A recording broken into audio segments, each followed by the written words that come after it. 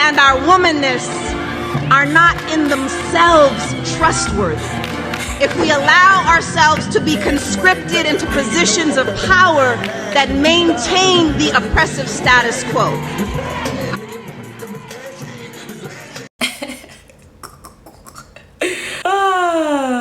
What's up, family? Welcome back to another episode of Look at the Material podcast.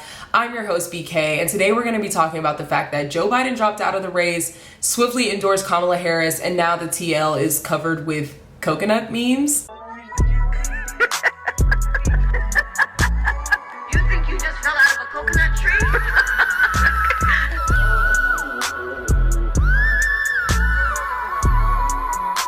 America is not a real fucking place. There's been a lot of new information coming out in the past 24 hours, a lot of breaking news, a lot of theories, polls, speculations, and of course, the typical Twitter discourse. So, to help us get through this today, we're gonna be playing a drinking game. Now, before I explain the rules, go ahead, go get you your little wine glasses, shot glasses, whatever. Drink responsibly. Don't be cutting up on behalf of the family, okay? Drink responsibly. This is your PSA right now. We're gonna be taking a sip every time I say Kamala or Kamala Harris or Kapala or any version of Kamala we can think of throughout this episode. And since I said her name like 3 or 4 times, I'm just gonna take a big swig. Ooh, am I gonna make it through this episode? Without further ado, let's look at the material. So obviously Joe Biden dropped out of the race for president of the United States. Like I said in the beginning, he swiftly endorsed Kamala Harris, and he actually released a statement that I saw on Twitter first. It just shows you exactly where we are as a society. Like, most of the breaking news I get is literally through Twitter, and anyway, that's just a sidebar. The letter reads, "My fellow Americans, over the past 3.5 years, we have made great progress as a nation. Today, America has the strongest economy in the world. We've made historic investments in rebuilding our nation, in lowering prescription drug costs for seniors, and in expanding affordable healthcare to a record number of Americans. We've provided critically needed care to 1 million veterans exposed to toxic substances, passed the first gun safety law in 30 years, appointed the first African-American woman to the Supreme Court, and passed the most significant climate legislation in the history of the world. America has never been better positioned to lead than we are today. I know none of this could have been done without you, the American people. Together, we overcame a once-in-a-century pandemic and the worst economic crisis since the Great Depression." The cap, I'm gonna keep it together. "We've protected and preserved our democracy, and we've revitalized and strengthened our alliances around the world. It has been the greatest honor of my life to serve as your president, and while it has been my intention to seek re-election, I believe it is in the best interest of my party and the country for me to stand down and to focus solely on fulfilling my duties as president for the remainder of my term. I will speak to the nation later this week in more detail about my decision. For now, let me express my deepest gratitude to all those who have worked so hard to see me reelected. I want to thank Vice President Kamala Harris for being an extraordinary partner in all this work. And let me express my heartfelt appreciation to the American people for the faith and trust you have placed in me. I believe today what I always have, that there is nothing America can't do when we do it together. We just have to remember we are the United States." Honestly, like, rereading that letter, I'm like, what the fuck even is that? Like, why are you stepping down? You're talking about, like, we just have to remember we are the United States. Like, what does that even mean? I guess that's like a USA, USA chant, like, for nationalism or whatever. Yeah, I actually saw a tweet where someone was like, why did he drop out? And this person works in PR, and I thought, girl, your wheels are spinning just like mine were. But let's be honest, the man is 81 years old. He just got his 2nd or 3rd COVID diagnosis. The polls have been looking really grim and have not been favoring him. The donor dollars have dried up. You even had George Clooney coming out and saying, girl, step down. We don't think this guy can take us to November and beat Donald Trump in the election. Now, Joe Biden did say before this announcement that if he was offered data that showed him that someone else would be better suited to beat Donald Trump, he would step aside. The fact is, these polls have existed for a long time. That's how you know that shit is cap. There's been internal polling from the Democrats. There's been nationwide polls measuring his likability with the American public, and most Americans think that he is unfit to run for president. And the debate performance that he had just a couple weeks ago literally sealed the deal. It wasn't just a stutter. It wasn't just the hoarse voice, as I spoke about in my Joe Biden video. This man was forgetting sentences, forgetting where he was, forgetting what he said. I mean, it was just a stellar performance of cognitive decline. I'll say that. The thing that I was skeptical about as Democrats and insiders were saying, hey, Joe Biden, you need to step down, is that nobody was saying the word Kamala. Nobody was bringing up her name, even though she is the vice president. Nobody even thought for a second that she would be suited or fit to run for president, but that's nothing new. We have a case of sexism and racism, all wrapped in one cute little bow named Kamala Harris. So of course, the legacy Democrats and old crotchety white folks in her party were not gonna push her to be the nominee. And I say white folks, but even other black Democrats that got on the national airwaves, they were not fishing her name in the conversations. I don't know who wrote this letter for Joe Biden. I don't even know who's running his account at this point, because I feel like every time they see him in the morning and he doesn't wake up when they first call his name, they be looking like,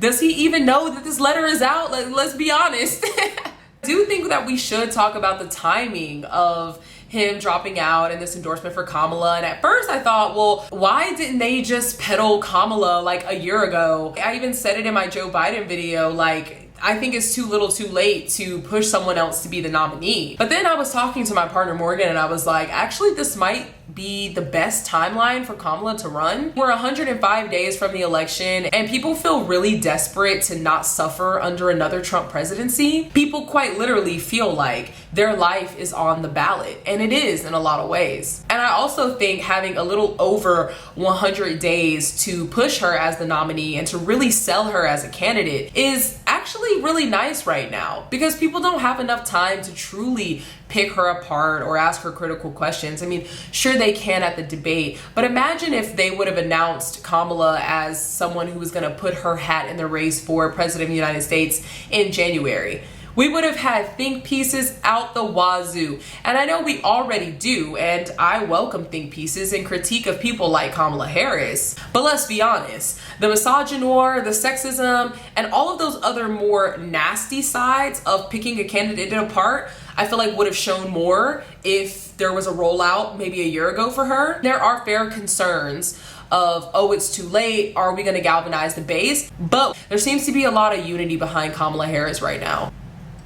Because it's crunch time, there's really only enough time to push her as a candidate and to urge legacy Democrats, party loyalists, and the like to really support her, especially because Joe Biden has endorsed her himself. All those people that were like, I'm riding with Biden, that were excusing his bad behavior and poor performance at the debate, now see that their guy has endorsed Kamala, and hopefully, based off what I'm seeing already, they're automatically shifting their support to Kamala and making a hard pivot. And let's be honest, you guys, this election cycle was boring as fuck.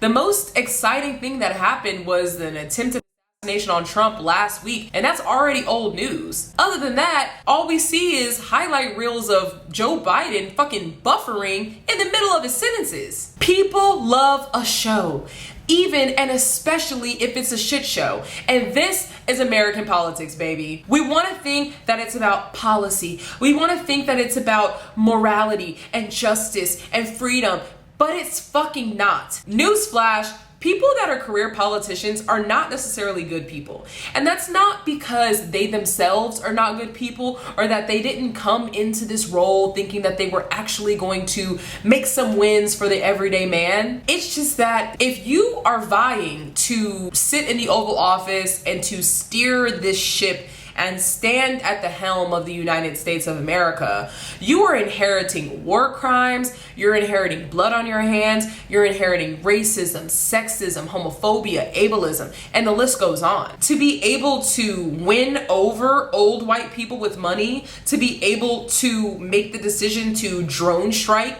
brown people, You have to almost have a cold and calculated nature about you. And so I'm not here to talk about good versus evil. I'm not here to talk about how Kamala or Mamala is our fucking savior, black woman, queen, boss, girls who run the world.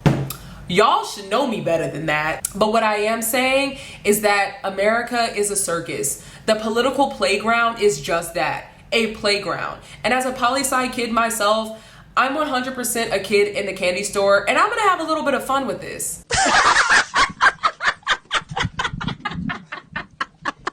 Welcome to the shit show. So there's one group that's being severely overlooked right now in the face of Joe Biden dropping out of this race, and that is the uncommitted movement. So in April of this year, liberals and other vote blue no matter who motherfuckers were like, why are y'all pushing Biden out?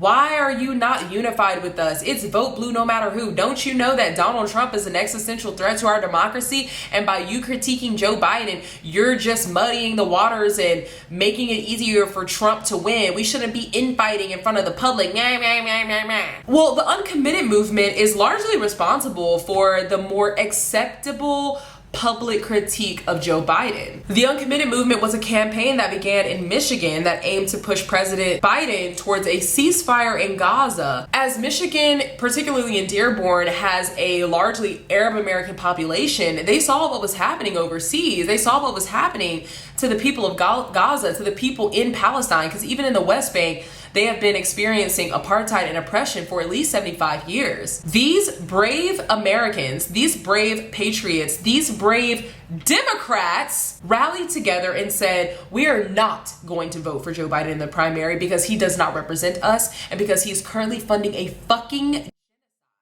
we are going to vote uncommitted. People called them crazy. People said that they were operatives, that they were Republican operatives. People laughed at them and said that this was not a strategy. But let me tell you this. It is our duty as Americans, as people who have to vote for people to represent us, to challenge those people who claim to represent us and say, hey, you're not representing me, so I'm not gonna support you. This party loyalist, vote blue no matter who, blue MAGA wave is so toxic and so counterproductive to the political process. It is to say, I don't care what they did. I don't care what people say about him. I'm gonna vote for him because he's blue. You sound just like MAGA supporters. You sound just like the alt-right that blindly support a person like Donald Trump with almost like a cult-like affinity, all because he represents the red, he represents the rights, and they ask no further questions beyond that point. Since October the 7th, I've seen liberals, neo-libs, whatever you want to call them, absolutely spiral and have this moment where they are saying to leftists and people who are not necessarily leftists but are pushing up against the establishment and saying, how dare you critique? How dare you ask something of your public servants? We were in a moment where it was just like, if you critique Biden, you're on that side and fuck you and vote blue no matter who. 4 more years, 4 more years, 4 more years. When brave American citizens were coming to these rallies and rightfully and justifiably protesting Joe Biden, calling him out on the blood of Palestinians that he has on his hands. And so we have to thank the uncommitted movement and Arab Americans in key states that pressured Biden. We have to thank the people who stood in the face of vote blue no matter who folks. We have to thank the people who made Biden and the Democrats face their decisions to support Israel. We can and should demand more from these people that are running in these positions of power, even though our liberation will not come from the current institutions or politicians that are in place. It is one strategy in this puzzle to get us to our desired goal. Another group of people I'm considering right now are the never Trumpers, really on both sides. There are people that are mainly motivated by fear. I would say that up until really this point, and we'll get into this later, mostly people were voting against Trump, not for Joe Biden. And I think you could say that in 2020 as well, people weren't necessarily enthusiastic to support Joe Biden. You could even say the same thing in 2016. People were not enthusiastic to vote for Hillary Clinton. It was more just, we just don't want this orange guy in office. That was more of the 2016 tone. 2020 tone is, this thing is a fascist, he's a modern day Hitler. he is an existential threat to democracy. He wants to be a dictator. He wants to gut our institutions and enact Project 2025, which, by the way, the groundwork has been laid since the 60s for Project 2025 to develop and blossom with little to no opposition from the Democrats. So I just want to say that right now. But you do have an overwhelming majority of people that are just like terrified of life under another Trump presidency. And so whoever the Democrats push for the nominee, which is looking like Kamala Harris right now, they're going to stand behind. Like I spoke about before, this pivot, this hard pivot that I'm seeing right now is very obvious because people who threw all their support behind Joe Biden in fear of a Trump presidency now have to pivot since he endorsed Kamala. Girl, I think I'm behind on SIPs, but I also think that a large majority of the demographics that Kamala will assemble are the same ones that are concerned about more overt bigotry and overt harm under another Trump presidency. Because let's be clear, we're still in America. America hasn't changed, right? Like we face existential threats every single day just living as marginalized people in this community. Like we're not gonna have one person that's gonna beam down and save us. But I think that the illusion or the optics or even the policy in some cases are going to be demonstrably better under a Harris administration than a Trump administration. And so I would say the uncommitted movement and this Gen Z movement, this Genocide Joe movement combined with Never Trumpers, it gives me a little bit of hope of coalescing behind Harris and just saying, fuck it, we're just gonna vote. With Joe Biden, we were more so holding our nose or just abstaining from the voting process altogether. But there does seem to be a lot more enthusiasm behind even casting a vote for Kamala. And I've even seen leftist accounts and people that I'm mutuals with echo the same sentiments. Okay, so in the past 24 hours, let's go over some of the more notable endorsements of Kamala Harris. We've got Beyonce, Tina Knowles, Elizabeth Warren, AOC, Joe Biden, Hillary and Bill Clinton, Jasmine Crockett, who's a senator from Dallas, Charlie XCX, which is huge, Pop Girlies, Stan Culture, we'll get into the memes later, Cardi B, Plies, of all people. Louisiana delegates endorsed her as the nominee. There's a climbing a coconut tree, I forget his name, I'll put the picture up here, but he is a senator, I think from Hawaii, that has endorsed Kamala Harris. There's also breaking news that Nancy Pelosi has just endorsed Kamala Harris. Also, 31 senators, 156 US reps, and 16 governors. So it seems that not just on Twitter, people are like, oh my God, let's vote for Kamala.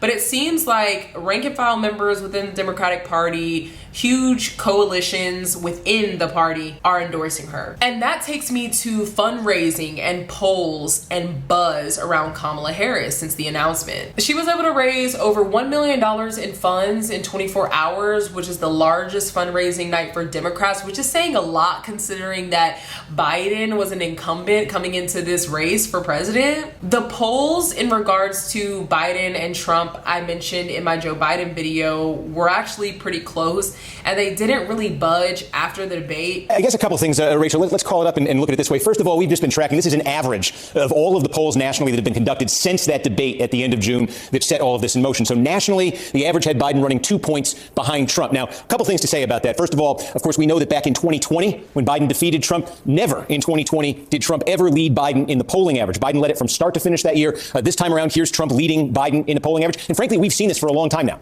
It was the end of last summer, the end of the summer of 2023. In our poll, our NBC poll, that for the first time, Donald Trump drew level with Joe Biden, and he pulled ahead of him. And he's been there in our poll and many other polls since then. So in some ways, looking at these numbers since the debate, just as a lot of Democrats, I think, kind of looked up in that debate and said, whoa, Biden, not quite what we expected in terms of his public performance. You certainly heard Democrats making comments like that. I think one of the things that happened was that the numbers didn't change dramatically from that debate. The polling numbers did not change dramatically, at least nationally. But I think a lot of Democrats also looked at them almost for the first time in a year and started to take them a lot more seriously, because we've been seeing numbers like this for a year or so now in the polls. Now, they did get a little bit worse for Biden nationally, and we do have swing state polling. We've seen a number of swing state polls where Biden's down mid-single digits, somewhere he's down high single digits. Kamala is 1 point plus over Joe Biden in the polls, which still isn't good, but it is a +1 in the right direction. In general, I'm seeing a lot of online buzz going in all directions, whether it's criticizing Kamala or praising her as our next savior. Although there seems to be online frenzy, I think this is what you want. You actually want debate, you want buzz, you want discussion about your candidacy around this time. And the only buzz that Joe Biden was having was which sentence is gonna fuck up today, right? So to switch from that, dragging our feet, people trying to convince us that Biden isn't literally rebooting in front of our faces, to Kamala, who's 20 years younger than Joe Biden, 22 years younger than him, I think, you're definitely starting to see more buzz, and that is the enthusiasm and energy you want coming into an election season. Not boring, this nigga's old and a convicted felon, There was also a Zoom call of over 40,000 Black women that was secretly and quietly organized, like over the span of a couple hours. They were able to get 40,000 women from Black Greek organizations, from within the party, Black women pundits. I saw Angela Rye was in there. I saw Jennifer Lewis was in there, all rallying around Kamala Harris. I saw a tweet where a woman was saying that her mom was on that call, and by the end of the call, she ran downstairs and she's already volunteered to support her local Democratic committee to support Kamala Harris's campaign. And so to see people this quickly excited, enthusiastic, and organizing, of course, Black women are going to do that. But it's something that is notable and something that we shouldn't overlook right now, especially this soon after Joe Biden announced that he was dropping out. I will say that the Dems look united, somewhat united. I'm looking at you, Barack. They were split in their support for Biden to stay in. Some people making public or private statements about him dropping out, or just their curiosity about his fitness for president of the United States. And then there were others that were like, no, we're voting for Joe Biden. There was an open letter written by like over 100 Black women in Congress that were like, stop going up against Joe Biden. He's going to be the nominee. We need to throw our support behind him. And now that Joe has dropped out, not only has he dropped out, he swiftly endorsed Kamala Harris. It seems like there is a willingness to pivot towards Harris 2024. I even saw someone post a 2024 Harris duct tape sign that they saw in their neighbor's yard. People are willing to pivot. People are willing to vote blue no matter who because they're scared of another Trump presidency. And although there were a lot of people that were saying that they were just gonna stay home instead of go to the voting booths this year because they were so unenthusiastic about voting for Joe Biden, also dubbed Joe, it seems as though we've gone from strictly fear-mongering and feet dragging to the polls for Biden to energy for Kamala, like actual enthusiasm. Like I said, she's around 20 years younger than Trump and Biden and has an incredible presence when she does speeches and debates. I mean, I actually first heard of her name when she was going viral online for grilling Brett Kavanaugh. And I think before that, she grilled, it was either Zuckerberg or someone that was like high profile. And the way she cornered them, the way that she has such pointed and clear language, and the fact that she has such an expressive demeanor, her facial expressions go crazy, her laugh is infectious. I think she's kind of the perfect package of a genuinely not good person that is still fighting to lead this imperialist state known as the United States. But she comes in that packaging like Obama came in, where they're funny and they're cool and they're memeable, and the pop culture kind of loves them and loves to hate them and loves to love them a little bit. And this moment in history is Black Twitter gold. As I said, like, Kamala has always been memeable. She's been memed well before this event happened in 2020 and prior to that. Just here recently, before Biden said that he was dropping out, the "you think you fell out of a coconut tree" memes were going viral. Think you just fell out of a coconut tree? You exist in the context. Talking about the significance of the passage of time. Right? The significance of the passage of time. Kosher salt, fresh ground pepper. Maybe chop up a little thyme. You could also chop up, but not with the thyme, just the salt and pepper. Mix that up also with some thyme. You could even do a little rosemary if you want. The context of all in which you live and what came before you. based with butter. Yes, hi. I'm sorry. I remember seeing this like, this week, and I was like, where did this come from? But I've always seen, the Kamala Harris meme and like the meme where she's laughing with her sister in regards to the culture. I feel like Stan Twitter loves a sassy, prissy, upper middle class auntie that has class and is a diva and can clap back.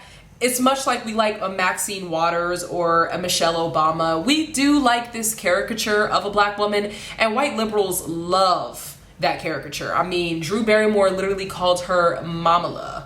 We all need a mom.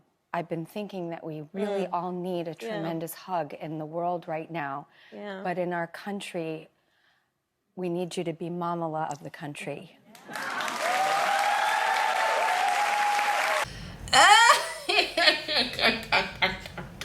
She will take on the magical mammy Negro figure. She will take on the diva figure.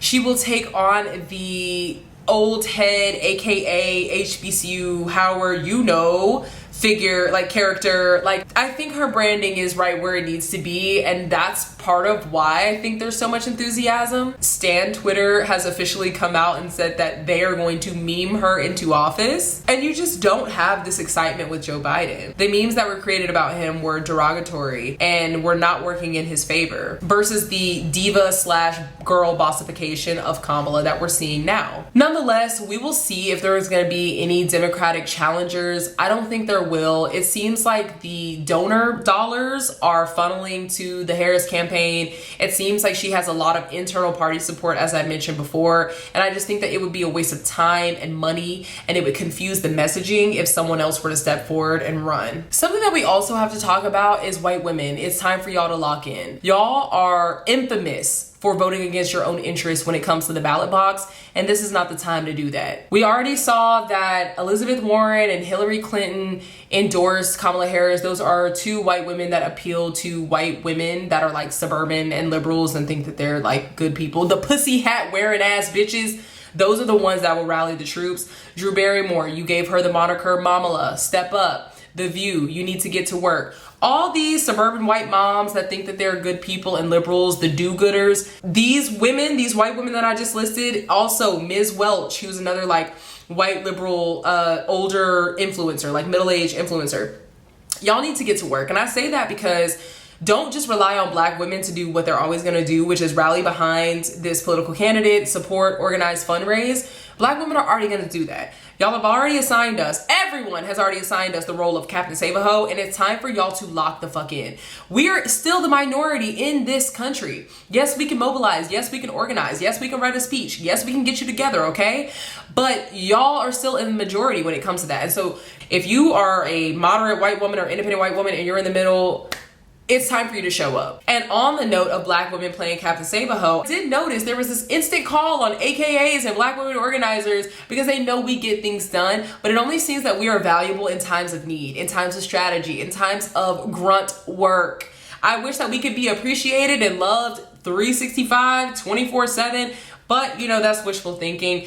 Black women are already doing what they're doing on the ground. Black men, you need to step it up. Especially when we talk about, HBCUs or D9 organizations. You have female counterparts that you can match for fundraising and match with phone banking. Y'all Negro liberals, do what you need to do to get that girl in office, okay? Now, something I do want to mention, because I've seen this floating around a lot online, is the white backlash to a Kamala presidency. And I want to challenge us to think like, is the white backlash to a Kamala presidency that dissimilar to a Kamala presidency? Build more schools, less jails.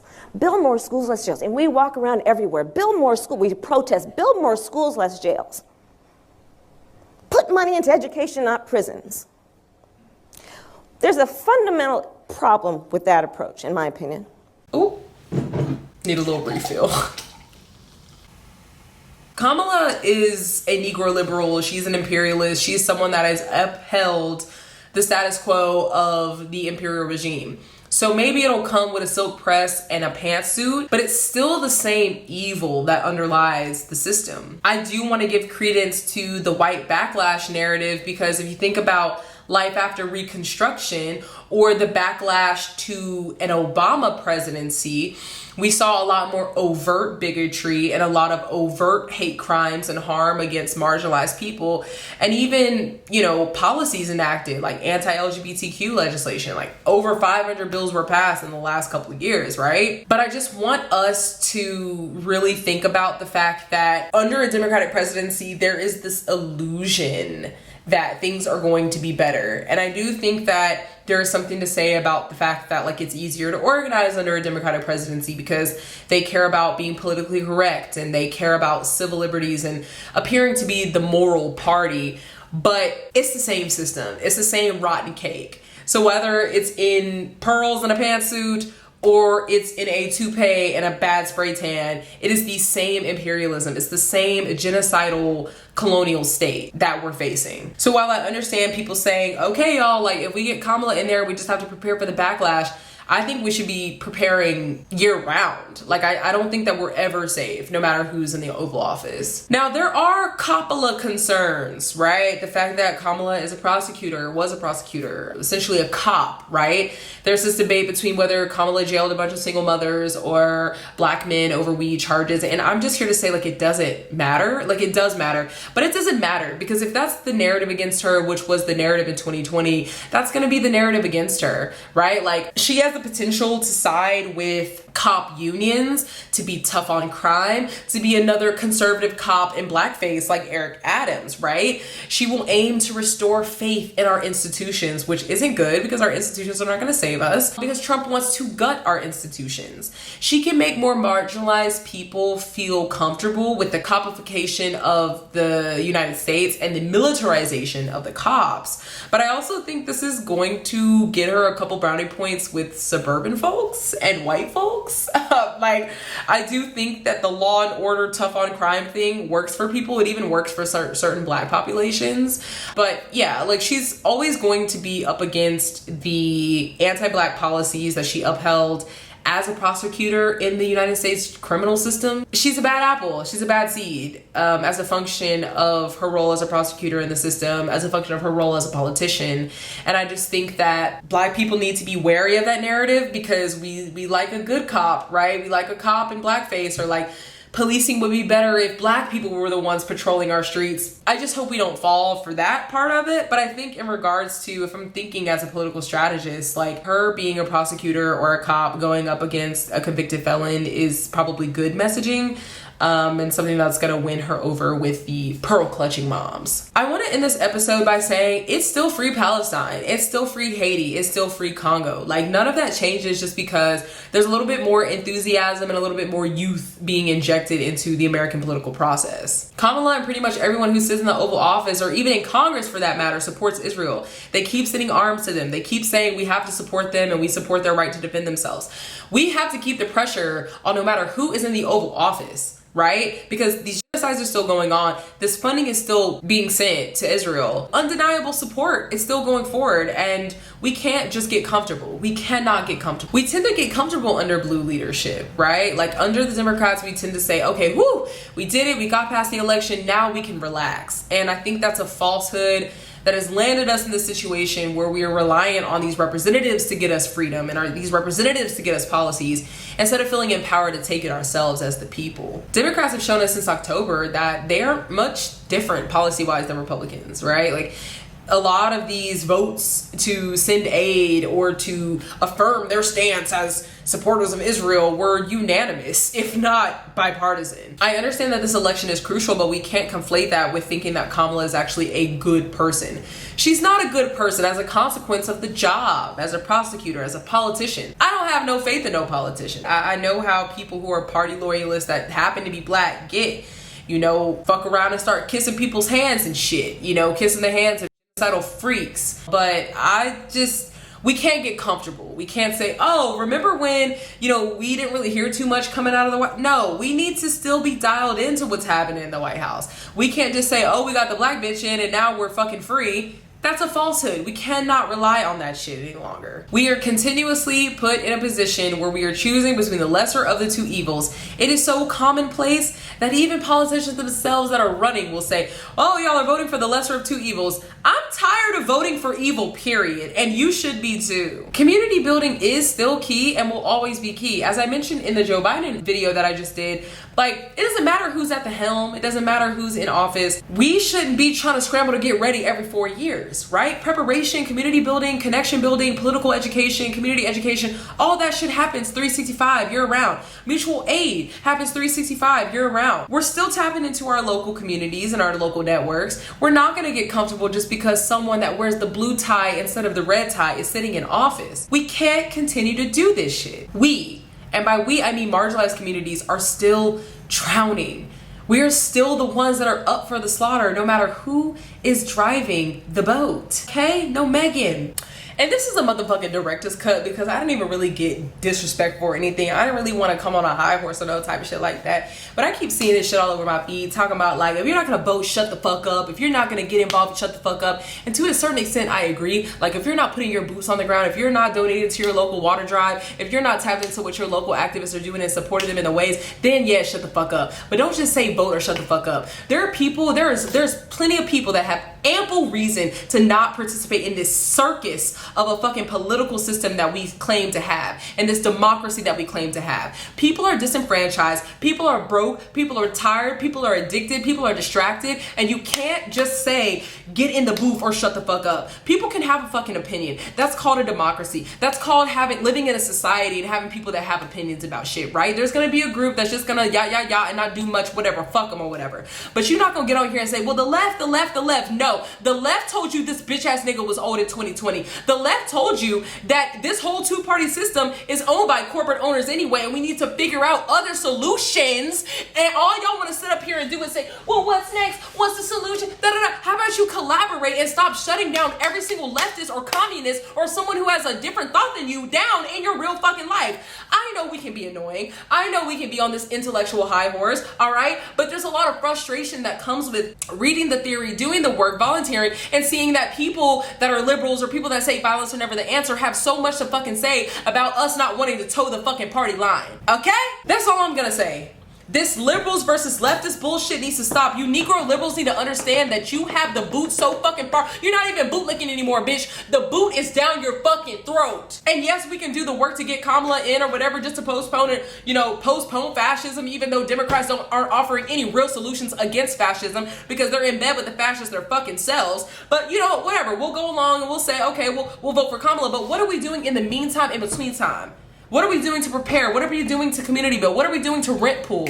What are we doing for our disabled comrades and for our unhoused comrades and for the deplorables and undesirables in our community? What are we actually doing then? Where do we fit in your politic if we don't have pearls or aren't D9 or don't have a pantsuit or don't have a corporate job? What do you say to the union members, to the people that have trades, to the people that didn't go to a 4-year college or an Ivy League or get a scholarship or whatever the fuck may be, or want to climb the Fortune 500? What about them? All these groups, disabled folks, marginalized groups, queer folks, things like that, they always end up being outside of the bubble that you paint for what's the future. And then you want to look to us when we say, hey, y'all haven't addressed our issue either on the left. You want to say, oh, shut the fuck up, 4 more years. Oh my God, yeah, no, it's such a distraction, all this fucking infighting, If we're going to do the work on the left that is needed to meet people where they are and to get off of our high horse, y'all have to do the work of opening your eyes to the shit you've been guzzling, the Kool-Aid you've been drinking, and the state-sponsored propaganda that you peddle from your fucking mouth. Now check that.